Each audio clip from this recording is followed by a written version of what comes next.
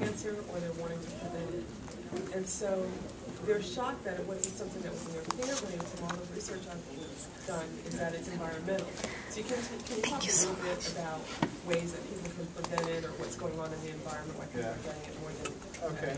Well, for one thing, can people hear me? A little bit. Does this thing work? Testing one. Oh, it's just for the camera. All right. Okay, good luck. She was talking about cancer and people being afraid of it, and what are some of the things that we can do in our own lives to perhaps prevent it or make ourselves a little better protected against it. Is that pretty much what you're saying? Well, first of all, people do have this fear of cancer. I remember when I was a medical student, a man came in, and there was a mass growing off of his side, literally bigger than a basketball. And we said, "Why did you wait so long to come in?" And he said, "I was afraid it might be cancer." Well, that's not going to help you, when you think about it that way. But remember that all of us in this room have had cancer. But you didn't know that, did you? In fact, you've had cancer today. But your immune system is constantly on patrol. And it's identifying the cancers as they try to start and destroying them. So the more healthy your immune system is, the better off you're going to be. There are a lot of factors, environmental factors, factors in our food, all kinds of things that perhaps are at war against the cells and can mutate those cells. And once those cells mutate and begin to replicate in that mutated stage, then you have something that's out of control. And if your immune system is overwhelmed with other things, so that it can't pay attention to that. And some of the things that can overwhelm your immune system: alcohol, drugs, dehydration, stress, and pollutants. And there are a whole host of things, and the more of those things that you have impinging upon your body, the more likely you are to develop not only cancer, but a whole host of other kinds of diseases as well. The Lord made our bodies in such a way that they could repair themselves. And, if you eat 3 well-balanced meals every day, drink 6 to 8 glasses of water, or water-equivalent substances, get regular exercise, regular sleep, don't put harmful substances into your body. If everybody were to do that, most of us in medicine would be out of business. Having said that, medicine is a great career. Thank you. Hi, I'm June Marie Eaton's editor of Inspire Me magazine. You talked about in your speech your dreams will push you forward. At what point, I know your career has been very successful, you had to have some downtime, some down moments. What did you do to get through it? Well, certainly there were times of discouragement. I remember as a first-year medical student at the University of Michigan, I did poorly on the first set of comprehensive exams, and I was sent to see my counselor, and he looked at my record and he says, "You seem like a very intelligent young man. I bet there are a lot of things you could do outside of medicine." And he tried to convince me to drop out of medical school. He said, "You're not cut out for medicine. You're just going to torment yourself and everybody else, and it will be much easier if you drop out. In fact, we'll help you get into another business." Well, can you imagine how I felt? My whole life since I was 8 years old, thinking I'm going to be a doctor. I finally get to medical school, and the person the university assigns to help me get through tells me to drop out. I just went back to my apartment, and I sat down, and I just prayed, and I said, "Lord, help me figure this out." And I started thinking, I said, what kind of courses have you struggled with? And what kind of courses have you done very well with? And what are the commonalities? And I realized that I did very well in courses where I did a lot of reading. And I struggled in courses where I listened to a lot of boring lectures.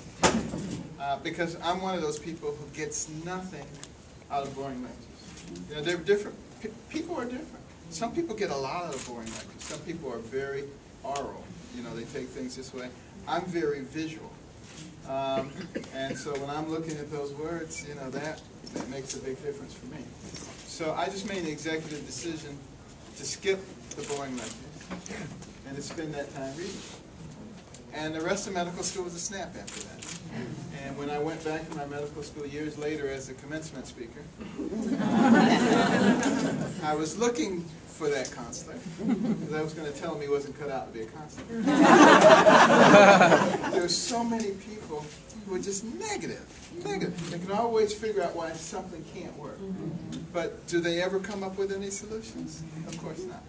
And that's a real severe problem. So, you know, that was probably the most discouraging moment. And of course you have trials and tribulations, you have stresses, you have, you know, people who die and people who don't do well. But, you know, the way I have handled that always, God gets all the credit for all the good stuff. Amen. But he also gets the blame for the bad stuff. The fact of the matter is, your job is to do the best that you can do. You can't control everything, but you can control your ability to do the best that you can. Question? My name is Brenda March, and thank you so much for Think Big, and thank you so much for your other book. I give it to young people for graduation gifts every year. I have a 19-year-old who has what they call fibromyalgia. It's like a catch-all, and we're still trying to determine, going back and forth to Mayo Clinic and neurology, hematology, you name it, I've been there, rheumatology, and we still don't have a diagnosis, and there's a lot of what they call medical mysteries, per se. And I just want your take on fibromyalgia. Thank you so much. Well, you're right. It's sort of a grab-bag-catch-all diagnosis when you don't know what's going on. You know, they have lots of aches and pains and discomforts.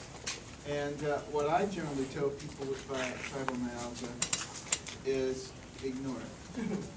And I tell the people around them to ignore it. And I tell them to do the very same things that I just mentioned, particularly the water.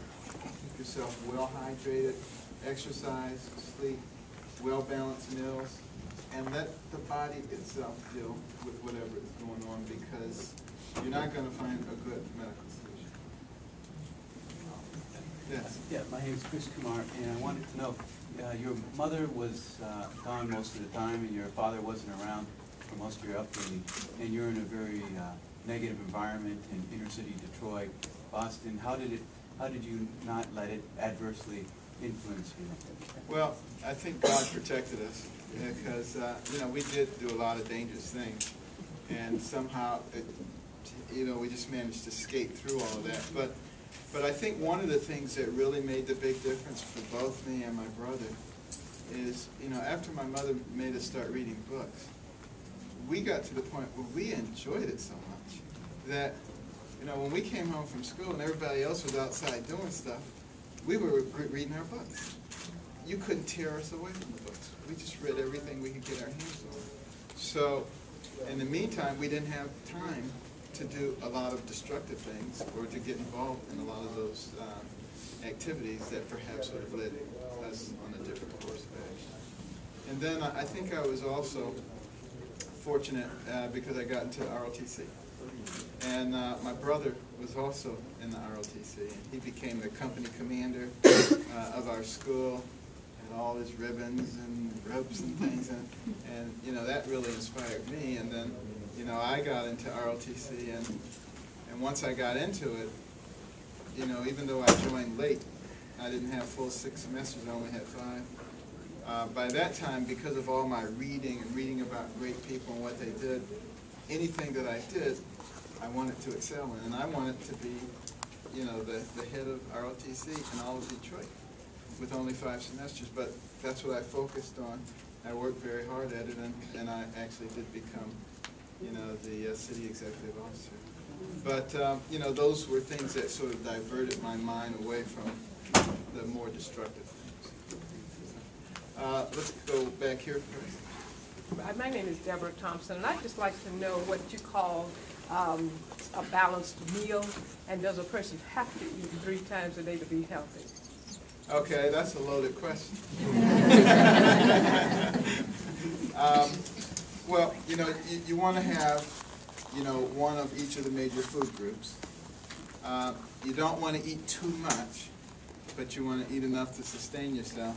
And you don't want to eat a lot of in-between meal snacks. And the reason for that is whenever you eat, there's a certain amount of blood in your body. And when your digestive system becomes active, blood is drawn to the splanchnic bed and drawn away from the brain. And that's why after you eat a big meal, you become sluggish, because your brain's not getting that blood flow. So you want your brain to be getting good blood flow most of the time. So don't be constantly eating and drawing that blood away from it. And, it's such an important part of who we are, the kind of nutrition that we put in. We need to be putting in things that nourish us, not things that cause our body to fight. So, when you're talking about a lot of drugs, you're talking about a lot of alcohol, you're talking about a lot of greasy food, you're talking about, a lot of fried foods, a lot of processed foods. The more natural foods you can eat, the better off you are. Fresh fruits, fresh vegetables. When you have a salad, don't drown the salad with salad dressing.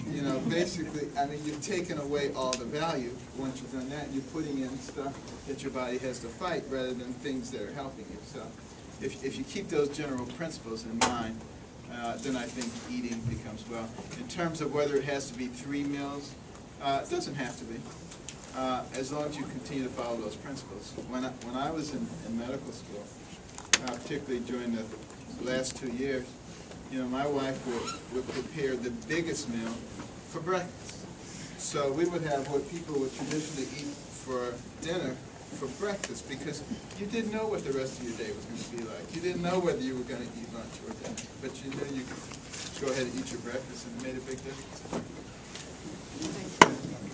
Dr. Carson, I don't have a question.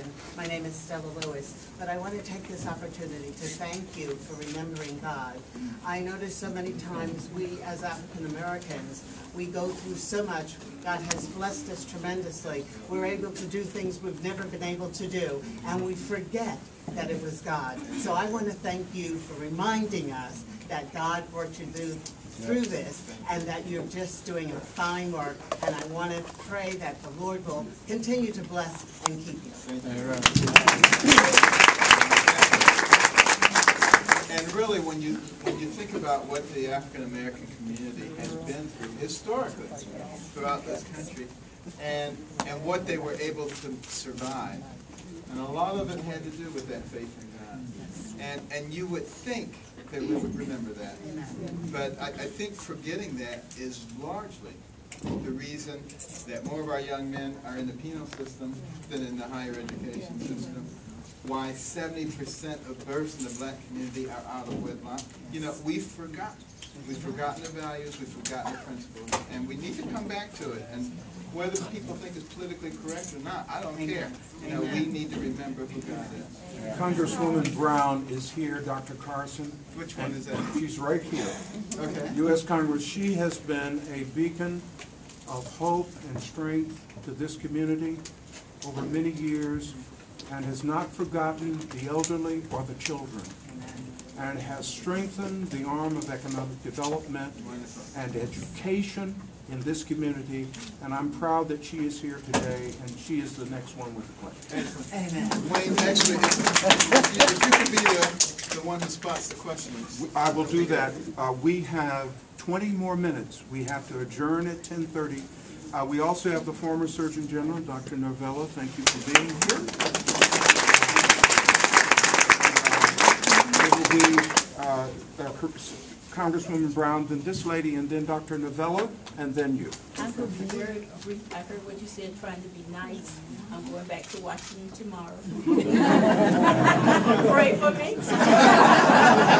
We're going to be debating the repeal of the healthcare bill, and this is a hot question because Theodore Roosevelt wrote to the Congress after he signed Social Security, the next thing we need to do is comprehensive health care. Now, we passed a bill. It may not be a perfect bill, but I've been elected over 30 years. I've never seen a perfect bill, but it's a perfect beginning. Right. So with the disparities in our community, how do you feel about the issue of comprehensive health care? Well, I think we need it badly. You know, interestingly enough, sometimes we get a bad rap on health care. We have the best healthcare system in the world. Don't let anybody tell you anything different.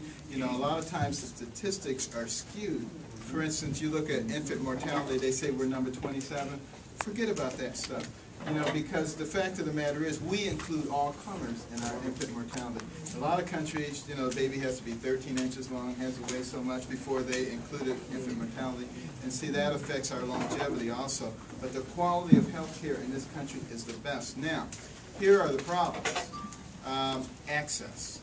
Access is limited to the best health care. And we spend twice as much per capita on health care as the next closest nation in the world. So what we don't need to spend more money on it. What we need to do is find a way to use the money that we're spending on it in an efficient way. For instance, you know, if you get an appendectomy in Orlando, Dallas, Detroit, New York City, different cost structures, different ways of submitting the bills, different ways of reimbursement, all of which justifies the mountains and mountains of paper and the armies of people to push them around, all of which has to be paid out of the healthcare dollar. We need to look at that. We need to look at ways of unifying it. You know, if somebody takes out your gallbladder in New York City, they shouldn't get paid more than somebody who takes your gallbladder out in Oklahoma City. You know, because if you start evening those things out, then you don't have all the specialists in one area. You don't have all the hospitals in one area. And you know, cities like Philadelphia with 5 major medical centers, everyone who feels they have to fill all their beds, they have to maximally utilize all their MRIs. Well, of course you're going to have more people getting MRIs than need to get MRIs, more people getting surgery than need to have surgery. So, you know, these are the kinds of issues. If you can bring that back to the group and tell them, you know, we really need to address those kinds of issues, a lot of the other things, I think, will be resolved on their own. Looking at preventive health care, you know, first of all, there's no 20 million, 40 million, whatever, who don't have health care because they can go to the emergency room. Problem is, in the emergency room, it costs 5 times more than it costs in the clinic. So we need to be figuring out ways to get clinics and to incentivize people to go to the clinic, not to go to the emergency room. How do you do that? Think about food stamps. Why don't people starve to death in this country? Because they get food stamps. Now, they learn very quickly, you don't take the food stamps and go out the first 5 days and buy porterhouse steak and then starve the rest of the month. You know, they learn very quickly how to do that. Well, if we had health accounts for the indigent, electronic health account, guess what? When Mr. Smith gets that diabetic foot ulcer, you think he's going to the emergency room and blowing half of it? No, he's going to go to the clinic. He gets the same treatment at both places. The difference is, the emergency room, they patch him up and send him out. In the clinic, they patch him up and say, now let's get your diabetes under control so you're not back here in 3 weeks with another problem. Those are the kinds of comprehensive things that we need to deal with. We need to take it out of the political arena. You know, that's just really, really bad. So, you know, if you can help spearhead in terms of thinking this way, and you need to get a lot more healthcare practitioners involved, because I have nothing against people in Congress, but you know, if the Brooklyn Bridge fell down, who would you get to build it? Would you get structural engineers, or would you get people who like to talk about building bridges? You know, I think, you know, what we need to do is get more of the people involved who actually know what the issues are and can pinpoint them and get the cost out of there. We spend plenty of money. Everybody can have the best health care available without spending another penny if we do it the right way. You're next. Hi, my name is Maureen Carter. And around 3 weeks ago, a 47-year-old African-American employee of mine collapsed an hour after work and died 2 days later. She was diagnosed, the diagnosis was brain aneurysm. What are some of the signs and symptoms that really present itself when there is something wrong inside the brain that would have taken her to the doctor? Well, with aneurysms, you know, which is sort of like a weak spot on an inner tube. Okay, there are no signs or symptoms very frequently. A third of people who rupture aneurysms die on the spot. End of story. Living a perfectly normal life, boom, they're dead. End of story. Other people will frequently have warning leak, severe headache, frequently the worst headache of their life. And many of those people do end up in our emergency rooms. All over this country, we have terrific people who can diagnose that and take care of that problem. Dr. Navilla? Dr. Carson, I'm in love with your book and I'm in love with you. No, but I mean, no. I want you to know that Candy Carson is my friend. Otherwise, I wouldn't dare say a thing like that. For all the people that are young over here, knowing your life and your book, can you please tell us about which was your most rewarding case, and which is the one that, if you could do it again because of some mistakes, would you ever do it again? Okay. A very excellent question and a very easy answer. My most rewarding case is the last case that I ever did. Any day that I do a case, that's my most rewarding case. It really doesn't matter whether it's newsworthy or not.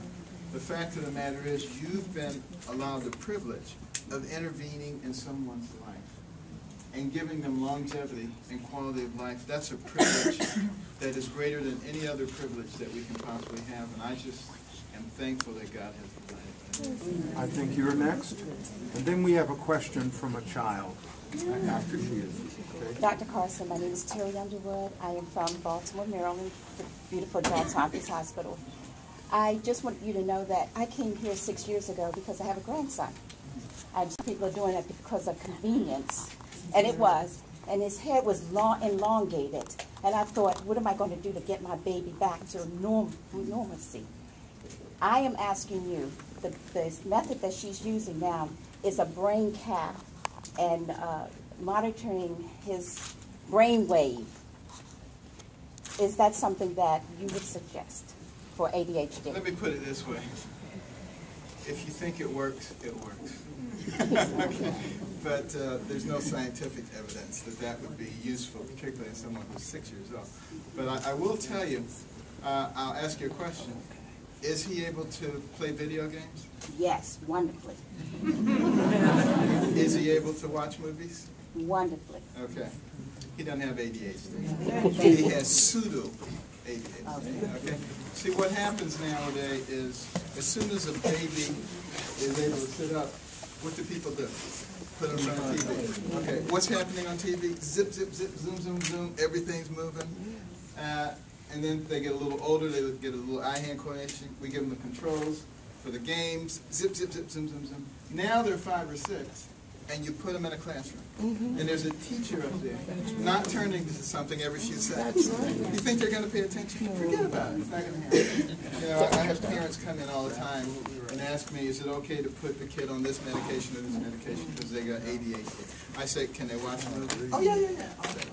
Video games? Oh, yeah, yeah. I said, okay, here's what you do. Wean them off of that stuff. And substitute quality time with you, reading and discussing the material. And it makes an enormous difference. So, but it is an accurate diagnosis. Attention deficit disorder. It's very accurate. It's just misapplied. We apply it to the kids. It should be applied to the adults because they're not paying attention to the kids. We have a question from a child. Okay. I want to know how was it like to be a doctor? How was it like, or how is it like? I hope I'm not that old. It's wonderful, and there's no greater privilege than to be able to give people life and health. Do you have another child? Ms. Ford, My question was answered with the HD. the gentleman here in the back.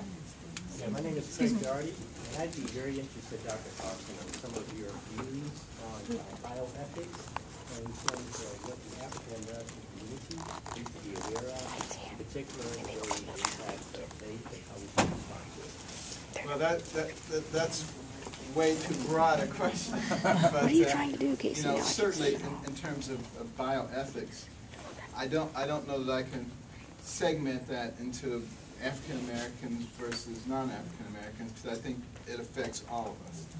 And we all need to be very, very concerned about how we treat life in this nation. You know, now I know this is going to be very controversial, what I'm about to say, but the fact of the matter is, every life is a precious life. And, you know, we have become almost immune to thinking that if something's inconvenient, we can get rid of it. Yeah. I think that's not a good situation in the African American community or anywhere else. You know, I think we can come up with much better solutions for dealing with unwanted pregnancies and things than killing them. And so I had a woman come to me, and she was 33 weeks pregnant, and she was on her way to Kansas to get an abortion. Now, even though 33-week fetus is viable outside the womb, without a respirator, and I convinced her not to do it and to have the baby. The baby had hydrocephalus. The baby was born, had a shunt place. She loves that baby. It's doing great. I was talking to the head of the ACLU, and I said, well, would you advocate for a baby like that? Because you say you advocate for those who can't speak for themselves. And here's a baby perfectly viable outside of the womb who happens to be in a protected place. And he hemmed it off. And I said, okay, I'll make it easy for you. What if the baby is only 26 or 28 weeks gestation, is already out on a ventilator, and he, oh yeah, no problem, that baby has full human rights, we take care of it.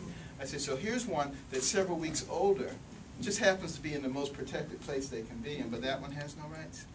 And he said, well, I know it doesn't make any sense, but I actually believe that you can kill a baby until the second it's born. Well, you know, I'm not sure that that's the kind of attitude that God can bless, you know, because these are people. They're human beings.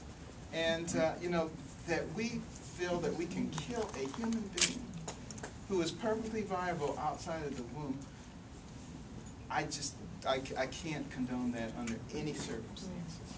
And there are many people who are willing to adopt babies. And so, you know, I tell women all the time, if you don't want the baby, we will find somebody who does want that baby. But don't just kill the baby because you don't want it. That's a difficult bioethical issue. But I think it's one that will allow our nation to be blessed. And I think this is a God-fearing nation. I think this is a Judeo-Christian nation. I perhaps take a little issue with the president on that one. Yeah. But, you know, if you go back and you look at our history, and I believe that that's one of the reasons that this nation went to the pinnacle much faster than any other nation in the history of the world. And I believe if we throw out those values, we're going to suffer the consequences. Yeah. We have two youth, this young lady, and then you. Is that good? Go ahead, young lady. Does a positive attitude actually help fight disease and keep you healthy? Okay, that's a good question. Does a positive attitude actually help fight the disease? Absolutely. Think about this. We're all sitting in here, we're very calm right now. Now, what if this door opened up and in came 3 hungry tigers? I like kids. Now, they haven't even touched you. Guess what would happen? Your heart rate would go way up. Your blood pressure would increase. Your bladder might start going as fast. All kind of things would be happening, even though the tiger hasn't even touched you. Now, can you imagine what those kinds of stress levels could do to you on a chronic basis? Always having a situation like that? The point being that the mind has a profound effect on the body. So therefore, a positive attitude makes a big difference. I remember some years ago, a young man I was treating, he had a malignant brain tumor. Everybody was marveling at how well he was doing. And he had well exceeded the life expectancy. And then his girlfriend jilted him. He became depressed and he was dead in 3 weeks. Wow. So yes, I do think a positive attitude makes a difference. Young lady right here. I actually read it. Go ahead, baby. I actually read the story that you said in the book. I just wanted to get the thing confirmed. Yes, let's go. Right here. Reading your book, I know that you've been through so many struggles during, your education, but yet you overcome all your hurdles and got to where you are today. What advice would you give somebody who feels like everyone is against them, or has a huge dream that people say that they can't come to? Okay. Well, I didn't do it by myself. Had an enormous amount of faith in God, and He was good enough to give me a very good wife, which makes it very big. And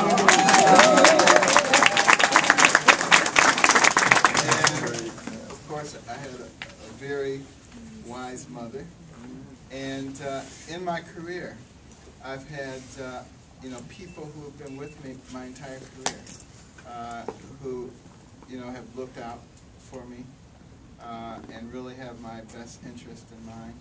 So one of the things to always keep in mind is no matter how successful you are, you didn't get there by yourself. There are a whole lot of other people who have been involved. A lot of people in the different surgeries that I've been involved in have played enormous roles. So I just feel that the Lord has blessed me.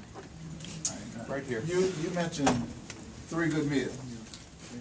But in the press we read about irradiated foods, we read about genetically engineered foods and food farms, especially for the fish. Do you have an opinion on those 3 areas and how they affect the foods that we're eating? Yeah, my opinion is the more fresh, unadulterated, unprocessed foods you can eat, the better off you're going to be. No question about it. Now, is that always a practical thing to do? No. And I think that's why some of us probably take supplements to our diet, to try to replace some of the things that we can't get. If we all ate the original diet from the Garden of Eden, none of us would be sick. We would live for a long time, but it's not going to happen, so we have to find The young lady in the back, and then the gentleman next to Otter Rodriguez, and we're glad the youth are speaking. Let me just make this. We have about 4 more minutes. So we're going to take about 3 or 4 more questions. Dr. Carson has to leave. The news channel is here, and what we're going to ask you to do, if you would remain seated while the news channel interviews, that you have about 2 minutes, 3 minutes, 1 minute. You can do it in 1 minute. And after he is interviewed, if you would remain seated so we can get him to the next event. We want to be very judicious with his time. He's got to get back to Baltimore. His plane leaves at 1:45. So I'm the timekeeper. I love all of you. We want to hear all of you, but we know we can't. The lady in the back. I have a son with ADD, not ADHD, but we have changed the D for distraction instead of deficit. And it's an attention distraction. He has severe sensory integration disorder, and that's the biggest problem for him, is because every little noise, his peripheral vision is completely behind him. That was just a statement. My second one is, I listened to you today, and I want to tell you that I, as a white person, wanted to say that I am very embarrassed that there is not more African American history in schools, and that I learned a lot from you today, and it has inspired me to learn more. And I didn't know. It's very unfair the people that you mentioned didn't get the credit that they deserve. And I would just add to that, even in the African American community, everybody knows Janet Jackson. Yeah. Very few people know Shirley Jackson. Shirley Jackson is the first African American woman to get a PhD from MIT. She's the president of Rensselaer Polytechnic Institute, was the chairman of the Nuclear Regulatory Commission, was president of the AAAS, the largest scientific society in the world. But do you think people in the black community know about it? No. And will she ever be on the front of Jet or Ebony? No, not unless she learns how to rap or shoot a 25-foot jump shot. So, until that begins to change in the black community, we're going to have problems. That's comforting to know, too. She just said it's not it's not just us. Right. There are a lot of African Americans that don't Exactly. aren't aware. You're next. Good morning, Dr. Carson. I was just wondering, what is one good advice you would have for a young student interested in working in the medical field? Okay. Well, my advice would be learn how you learn. Everybody learns differently. Don't try to put yourself in somebody else's shoes. Learn who you are, what your strengths are, what your weaknesses are. Play to your strengths. Play away from your weaknesses. And you'll do fine. Right here. Hi, Dr. Carson. My name is Audrey Alexander. I don't have a question, but I'd just like to say, and I'm sure that I speak for everyone in the room, that we're very proud of you. We're very proud of all of your accomplishments. And you were talking earlier about, taking the children by the hand and telling them our history as we just walk. Then we can also add you to that list. And you are a living legend, and we're blessed to be in your presence today. This gentleman here, and we're going to have one more after this gentleman. We're going to honor Barbara Roper. Barbara Roper was the first female to chair the YMCA of the USA. She is going to have the last question after this gentleman. Dr. Carson, my name is Scott Finley. My question to you is this: if you had a message to give to the youth of America, regardless of their race, nationality, religion, whatever it is, in a sentence or two, what would be that message to them? Okay. That message would be, the person who has the most to do with you and what happens to you is you. It's not somebody else. It's not the environment. And the other message would involve a question I was asked once by an NPR correspondent. She said, Dr. Carson, I notice you don't speak very much about race. Why is that? And I said, it's because I'm a neurosurgeon. And she looked at me quite quizzically.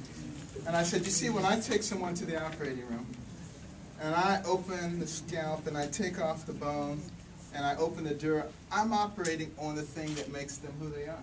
The covering doesn't make them who they are. It's the brain who makes them who they are.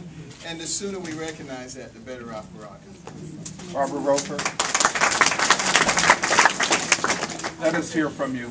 I appreciate very much you being part of it. And I'm personally very proud of the YMCA and the philosophy that puts this all together. It is just wonderful. And to see so many of you coming up here and asking questions and getting more information from a fantastic speaker was really wonderful. Thank you. Thank you. Let me just close by saying one thing, and that is, and I'm very appreciative of the history of the YMCA and what it has meant to this country. And I know Wayne and Kevin and the various people here are working to find ways to make it even more relevant. You know, we have some severe educational issues going on in our nation right now.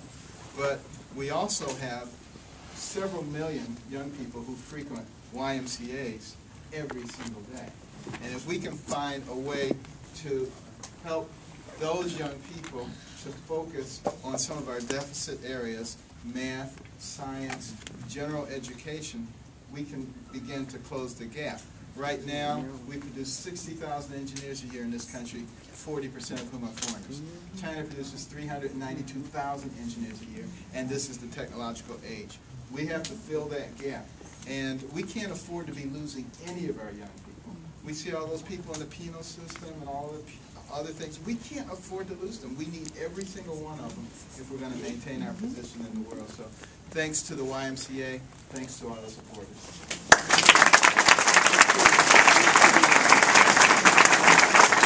What I'm going to ask you to do is to remain seated while Channel 6 interviews Dr. Carson. After the interview, we're going to ask you to continue to remain seated so that I can get Dr. Carson and Mrs. Carson to the next event, so that we're right on time. It is 10:35, and we are on time. Thank you so much. Channel 6. This is kind of awkward, but we'll make the most of it.